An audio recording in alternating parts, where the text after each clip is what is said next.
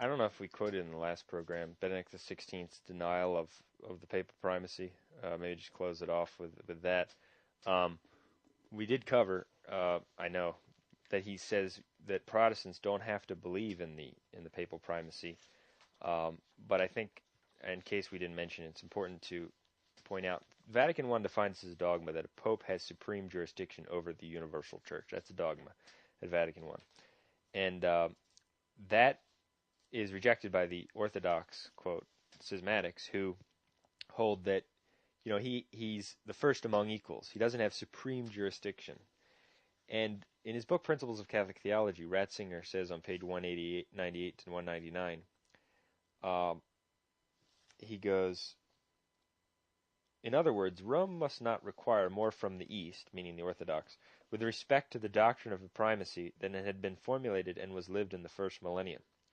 When the Patriarch Athenagoras, he's talking about the schismatic patriarch, on the occasion of Paul VI's visit to Phanar, designated him as the successor of St. Peter, as the most esteemed among us, as one who presides in charity, this great church leader was expressing the ecclesial content of the doctrine of the primacy as was known in the first millennium.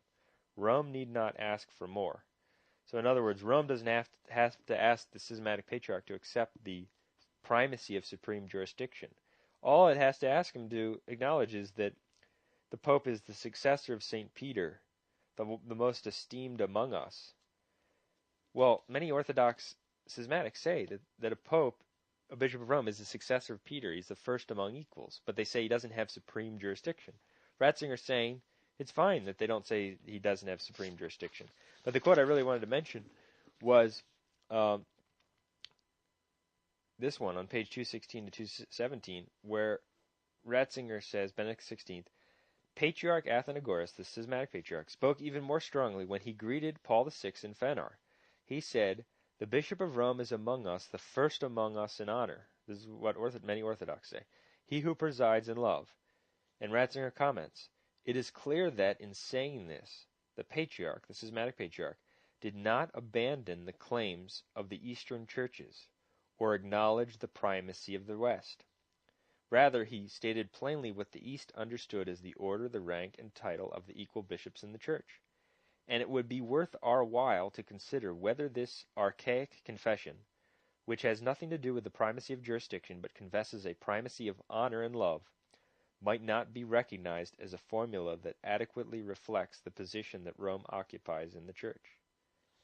So he's saying that this formula of the schismatic, which simply says he's the first among equals, and has nothing to do, says Ratzinger, with a primacy of jurisdiction, but merely a primacy of honor, exactly what the Orthodox position is, he's saying it's worthwhile to consider whether this might be recognized as a formula that adequately reflects the position that Rome occupies. In other words, the Bishop of Rome. In other words, he not only says, to sum it up, that the Eastern schismatics don't have to believe in the papacy, he's saying here that their position on the papacy might be true.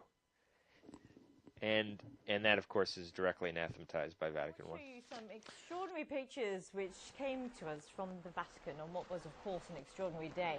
Within hours of Pope Benedict announcing that he was to resign, take a look at this. Lightning struck St. Peter's Basilica. You can see it again now in slow motion. Extraordinary. It happened just before 6 o'clock in the evening, local time.